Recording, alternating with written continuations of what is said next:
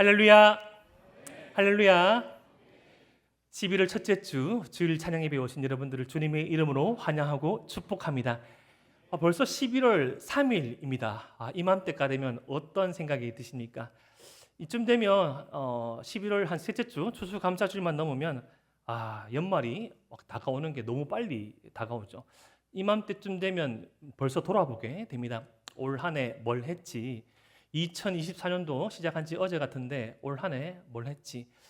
단기간에 1년을 두고 살펴볼 수 있지만 예를 들어서 한 공동체, 어떤 한 가정, 어떤 한 시기를 바라보면서 내가 또 뭘 할지, 뭘 할지, 뭘 했는지 돌아보는 때가 있는 것 같습니다. 그때 참 좋은 것들도 기억나지만 좋지 못하는 기억도 종종 나는 것 같습니다. 제가 청년을 담당하고 오랫동안 사역을 하다 보니까 특별히 청년들은 연말쯤 되면 파티에 몰두하는 경우가 있습니다.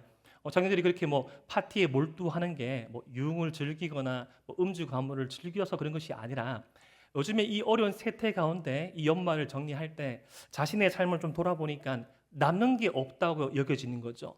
뭔가 셈할 수 있는 게, 뭔가 드러낼 수 있는 거, 뭔가 볼 수 있는 게 없어서 소소하게 모여서 그렇게 파티하는 문화가 형성되었다고 합니다. 사랑하는 대동의 성도 여러분, 이제까지 살아온 우리 인생 가운데 특별히 2024년 지난 10개월 동안 인도하신 하나님께서 남은 2달도 인도하시며 우리의 남은 여생도 인도하실 줄을 믿으시길 바랍니다. 비록 우리 인생 가운데 실수와 실패가 난무하여 보일지라도 그 실수와 실패를 성공과 또 다른 축복으로 바꾸시는 주님의 은혜를 경험하는 저와 여러분 되시기를 주님의 이름으로 축복합니다.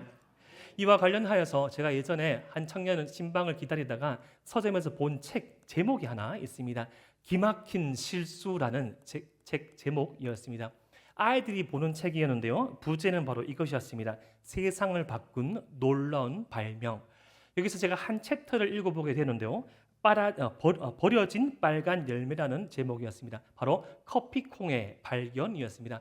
커피가 어떻게 시작되는지 한 2가지 유래가 있는데 한 개의 유래를 알려주는 것이었습니다. 한 6세기에서 7세기 에티오피아 목동 이 칼디라는 소년이 염소가 어떤 빨간 열매를 먹고 난 다음에 아주 활기 있게 돌아다닌 것을 보고 자기도 이 빨간 열매를 먹었답니다. 그러니까 이게 몸에 왠지 모를 활기가 돋아나면서 이게 좀 힘이 솟는 걸 보니까 이 수도사들에게 사제에게 그 빨간 열매를 줬다고 합니다.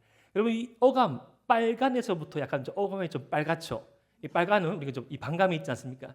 왠지 좀 사람을 활력 있게 하고 또 색깔도 빨갛다 보니까 이 수도사들이 이건 아마 악마의 열매일 것이야라고 생각해가지고 이 빨간 열매를 불에 던졌다고 합니다. 근데 아니나 다를까 불에 던졌는데 그렇게 고소한 향기가 나는 거예요.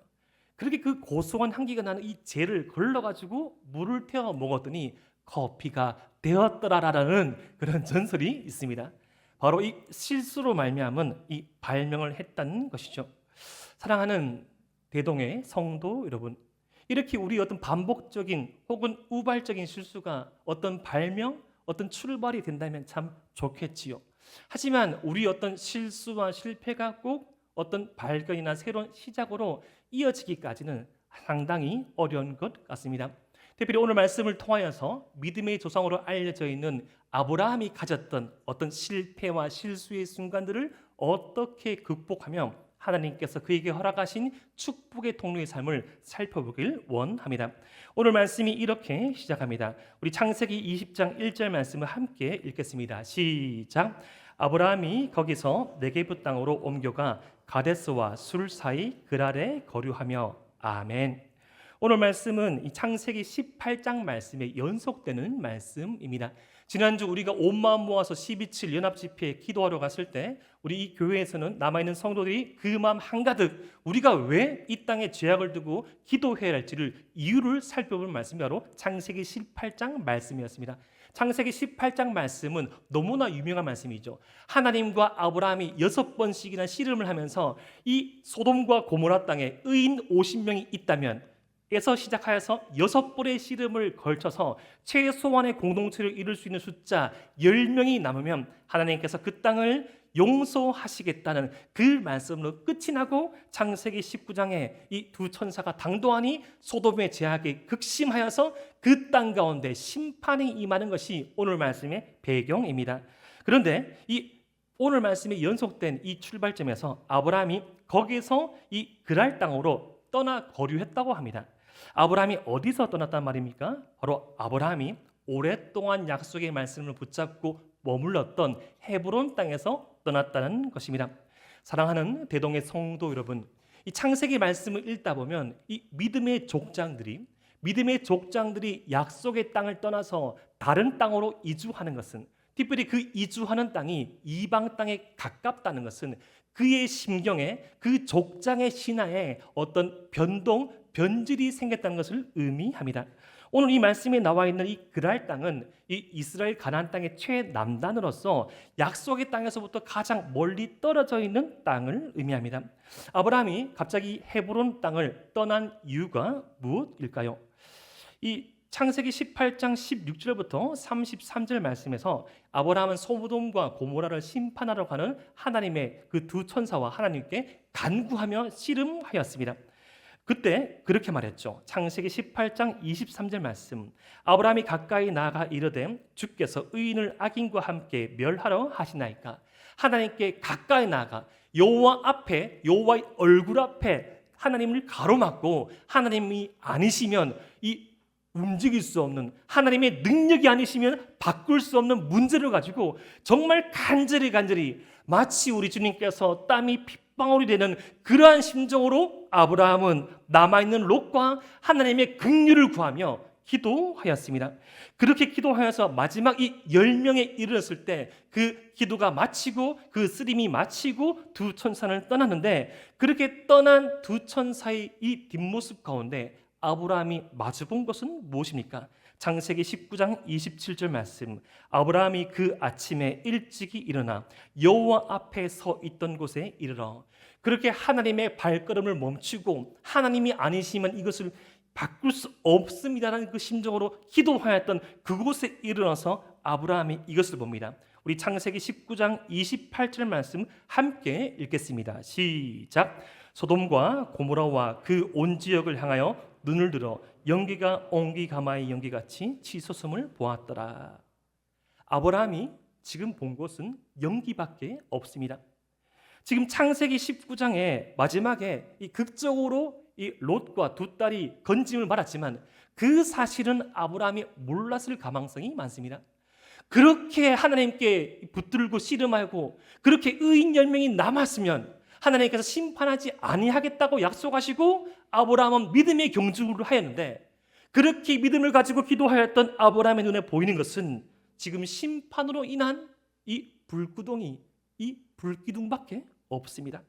사랑하는 대동의 성도 여러분, 하나님의 말씀에 의거하여서 주님의 몸된 교회 가운데 이 가정을 지키고 주님의 몸된 교회 가운데 이 교회를 신실히 섬기며 주님께서 보내신 이 직장 가운데 나의 믿음을 지키고 주님의 은혜의 복들을 흘려가려는 그 믿음의 씨름과 경주를 나름 열심히 하였는데, 어쩌면 우리의 삶 가운데 보이는 것은 그 기도의 응답이 아니라 심판의 불구덩이, 심판으로 인한 연기밖에 보이지 않을 때가 있더라는 것입니다. 사랑하는 대동의 성도 여러분, 비록 우리의 눈앞에 보이는 것이 우리의 손에 잡히는 기도의 응답이 아닐지라도 역사하시는 하나님을 믿으시기를 바랍니다. 하나님께서는 우리의 생각과 우리의 어떤 마음과 우리의 어떤 예측을 넘어서 역사하십니다. 아브라함이 나중에 후대에 이삭을 얻었을 때 그 독자 이삭을 바치라는 하나님의 말씀을 듣고 아침 일찍 일어나 모리아 산에 당도했을 때, 이 당도하기 전에 이삭이 묻지요. 아버지, 모든 것은 준비되는데 재물은 어디 있습니까? 하나님께서 준비하시리라. 비록 100%의 믿음은 가지지 못하였지만 아브라함도 떨리는 마음을 가지고, 떨리는 그 심경을 가지고 그 아들 이삭을 바라보며 눈물 지어 말했지만 아브라함의 믿음은 현존했습니다. 우리의 눈앞에 보이지 않은 이 기도의 제목들이, 응답들이 없을지라도 우리를 위해서 신실하게 운행하시며 우리의 기도의 뜻들을 일고 가실 그 하나님을 믿는 저와 여러분 되시기를 주님의 이름으로 축복합니다. 하지만 오늘 말씀에 있어서는, 이 말씀의 지점에 있어서는 그런 아브라함의 믿음이 많이 약화된 것 같습니다. 그렇게 주님을 신실히 믿지 못하고 약속의 땅을 떠나 그랄 땅에 당도한 아브라함은 어떻게 살았습니까? 우리 창세기 20장 2절 말씀 읽겠습니다. 시작. 그의 아내 사라를 자기 누이라 하였으므로 그랄 왕 아브라함이 사람을 보내어 사라를 데려갔더니. 어디서 많이 본 듯한 말씀이죠.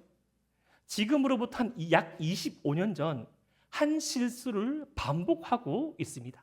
반복하고 있어요. 또 거짓말을 반복하고 있습니다.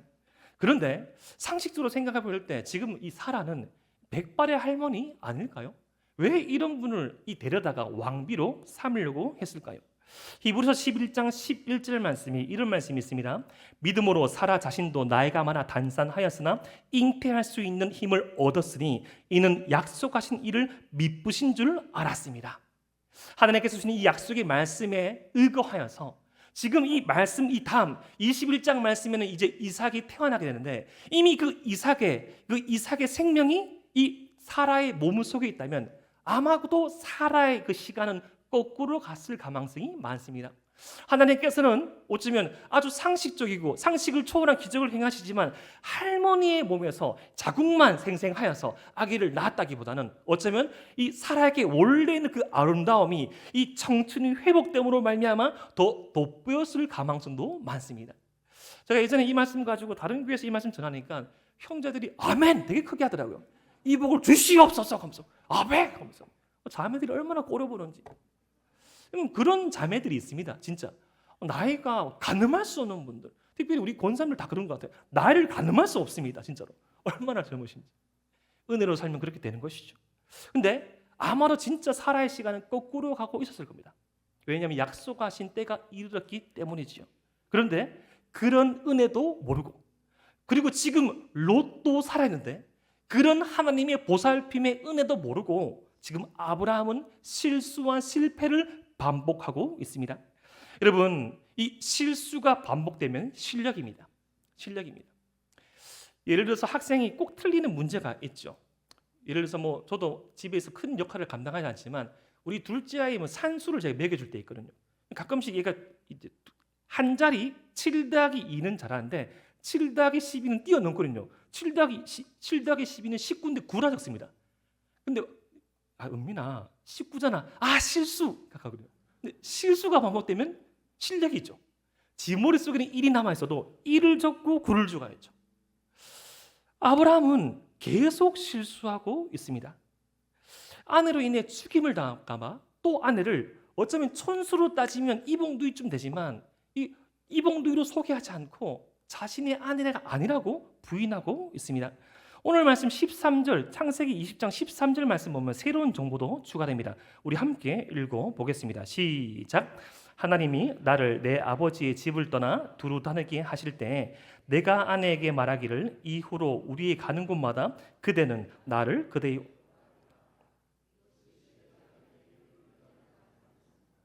알고 보니 아브라함이 이방 땅에 갈 때마다 이랬답니다.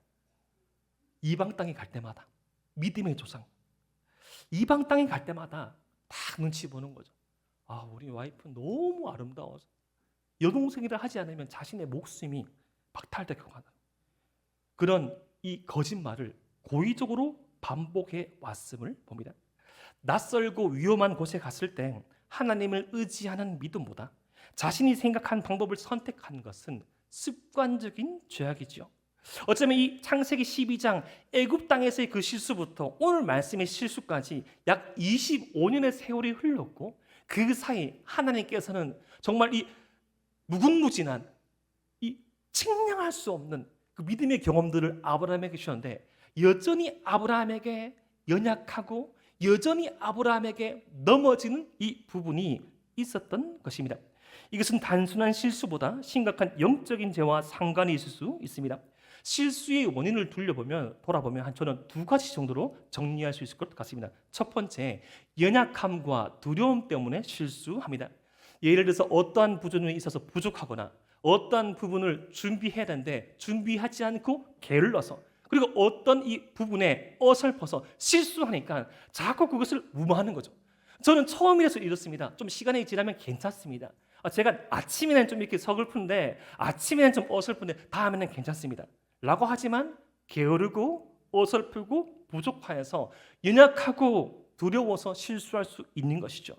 그리고 이 실수의 내면적인 원인을 살펴보면 죄와 죄로 물든 삶에 대한 이 관계성도 있을 수 있습니다. 죄의 중독성이 있는 것이죠.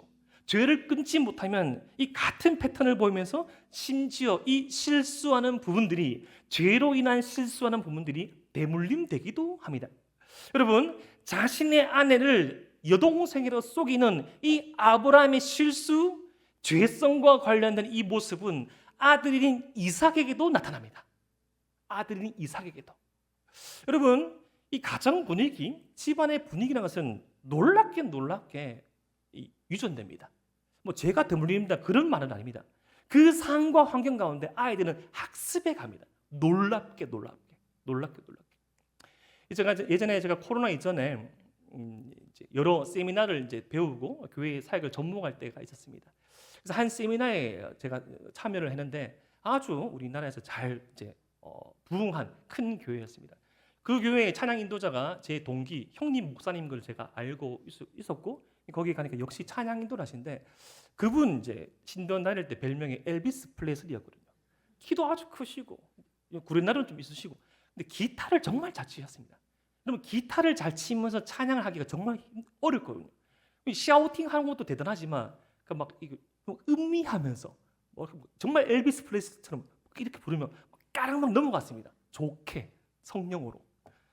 근데 그 형님이 그 목사님이 앞에서 찬양 인도를 하시는데 기타를 안 치는 거예요. 저는 한 십몇 년 동안 기타 치시는 모습 보다가 기타를 치지 않고 찬양 인도하는 모습 보고 이제 그 세미나 시간에 마치고 이제 숙소에 들어갈 시간쯤에 따로 차를 마시면서 물어봤죠. 형님, 목사님, 기타 그렇게 이제 잘 치시고 기타도 급이 있거든요. 상당히 이 고가의 기타를 오랜 시간 동안 돈을 모아서 소지하시고 잘 활용하신 분이었는데 기타를 왜 안 치시고 오늘 그렇게 라이브로 생목으로 하셨습니까? 그러니까 한 목사, 내 자체 근신 기간이라 말한 거예요. 무슨 말씀이죠? 하고 이렇게 저렇게 사역을 하다 보니까 예를 들어서 이 사역자로서 받는 이 스트레스를 가정에서 좀 푸신 거죠. 특별히 저도 그런 부분들이 약한 분이 있지만 목사가 제일 만만한 사람이 누굽니까? 아내죠, 아내. 뭐 저만 그렇죠? 예, 아내죠.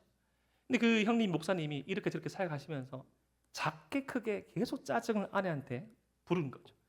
근데 그렇게 부르면서 또 앞에서 찬양 인도하고 얼마나 또 엘비스 프레슬리가 얼마나 잘했겠습니까? 또 찬양할 때마다 뭐 가정의 이야기를 하고 가정의 이야기를 들으면서 아멘 은혜 받고. 그 가정에 무남 동료 딸 한 명이 있었거든요.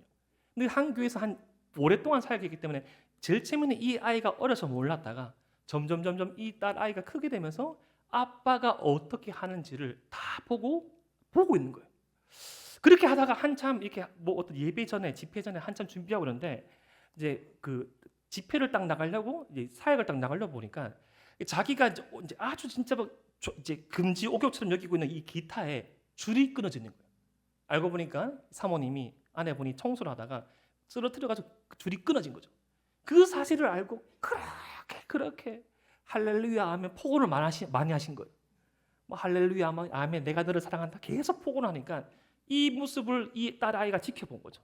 지켜보고 난데 그러니까 흘러 지나간 줄 알았는데 나중에 우연찮게 펼쳐진 일기장을 보니 이렇게 적혀 있는 거예요. 우리 아빠는 교회 로비에서만 거룩하다. 우리 아빠는 강대상 위에서만 목사다.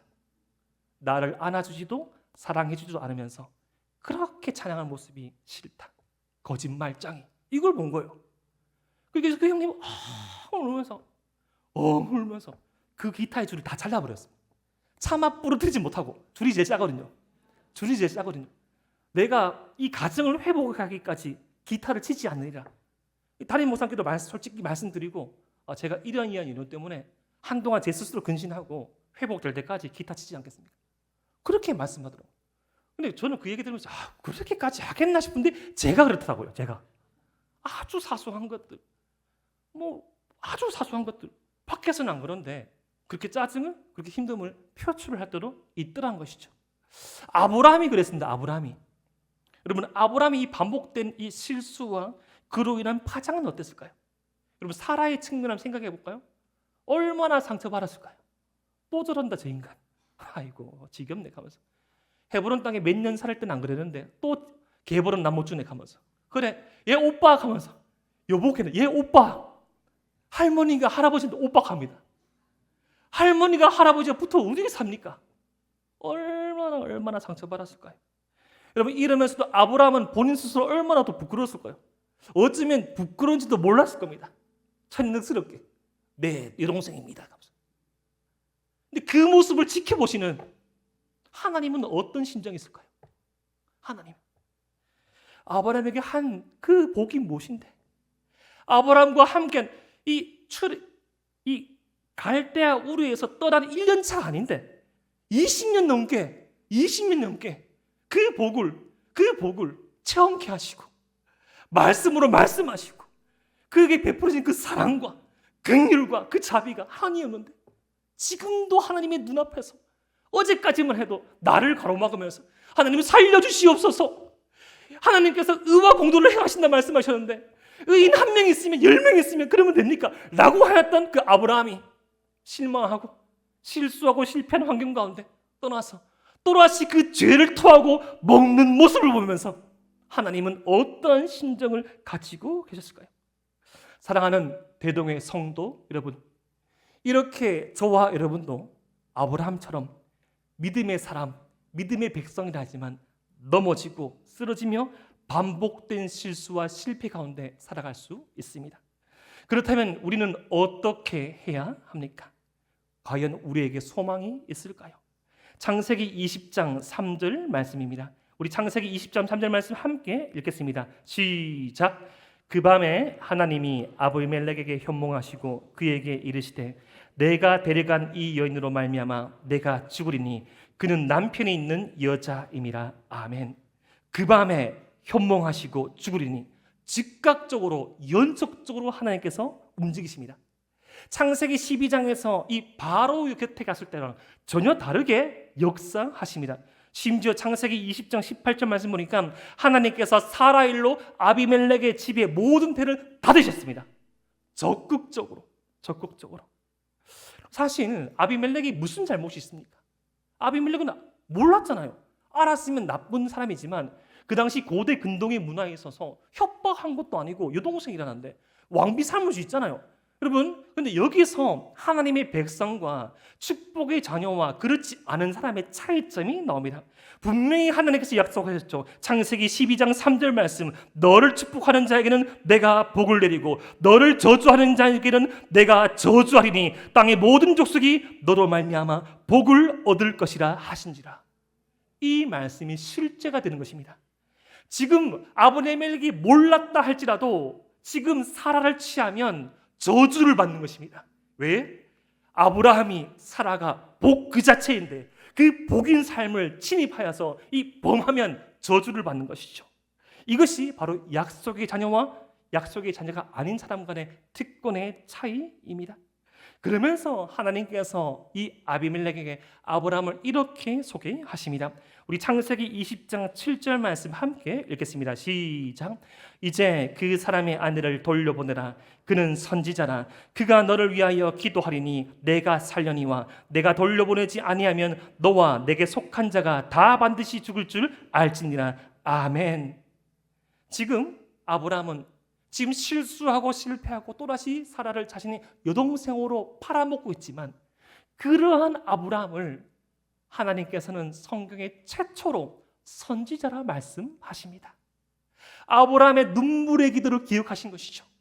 지금은 비록 그 아브라함의 가장 연약한 부분, 위기 가운데 아내를 여동생으로 팔아먹으며 또 쓰러지고 넘어지는 모습을 보였지만 장차 믿음으로 일어설 그 모습을 보시고 이전에 아브라함의 눈물의 기도를 기억하시사 그 의인 한 명을 보시고 하나님의 심정으로 여호와의 얼굴 앞에서 간구하였던 그의 삶을 거짓말장이 실패자, 실패하는 인생이라 말하지 않으시고 선지자라 칭하십니다. 사랑하는 대동의 성도 여러분, 하나님께서는 우리의 눈물의 기도를 다 세어보고 계십니다. 비록 우리가 때로는 궁핍에 처하고 불리한 상황에 처하고 넘어지고 쓰러지고 모욕당하고 능욕당할 수 있을지라도 하나님과 사람 앞에서 조금은 구부정하지만 일관된 길을 걸어가며 주의 말씀에 의거해서 하나님과 발걸음을 맞추어 살아간다면 사람은 그렇게 하지 않지만 하나님께서는 우리를 기뻐 여기십니다. 사람은 우리를 다 볼 수 없지만 하나님께서는 우리의 눈물의 기도를 바라보십니다. 아브라함이 기도할 때 너의 문제가 해결될 것이다. 바로 아브라함의 기도를, 아브라함의 신앙을 인정하신 것이죠. 사랑하는 대동의 성도 여러분, 연말입니다. 이제 또 연말 되면 또 은퇴식도 하잖아요. 또 새로운 일꾼이 세워지고 또 은퇴도 하고 새로운 달력장도 넘깁니다. 2025년도가 시작되겠죠. 여러분, 이제까지 인도하신 하나님의 은혜를 한번 생각해 보면 꼭 올 한 해가 아닐지라도 코로나 이후에 하나님께서 우리에게 베푸신 은혜를 한번 생각해 봅시다. 돌아보기를 소망합시다.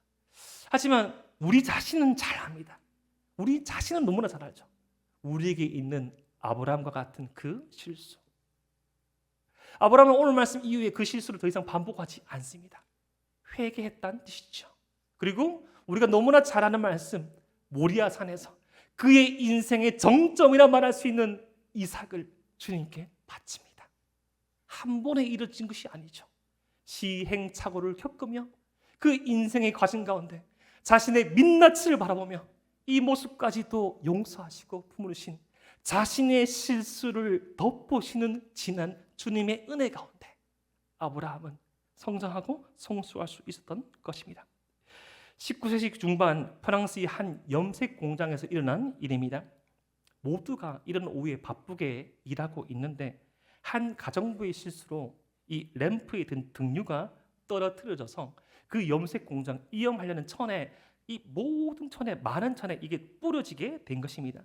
테이블을 엉망이 되고 등유 냄새로 진동하게 되고 이 가정부를 막 탓하고 있는데 이 염색 공장의 대표 이 장 바티스트 졸리라는 사람의 눈에 새로운 곳이 보이기 시작했습니다. 등유가 엎드러진 이 테이블 보의 얼룩이 사라진 것을 보게 된 것이죠. 염색 공장만 하다 보니까 여러 가지 색깔들이 이염되어 있었는데 그 이염되어 있는 테이블 보가 등유가 엎질러지니까 그것이 놀랍게 사라진 것을 보게 되었습니다. 바로 이것이 물 없이 세탁하는 드라이 클리닝의 시작입니다. 사랑하는 대동의 성도 여러분, 마치 우리의 삶도 엎질러져 버린 등유처럼 이렇게 저렇게 담을 수 없을 것 같은 시간처럼 보일지라도 하나님의 시선으로 우리 인생을 바라보면 놀랍게 보일 줄 믿으시기를 바랍니다.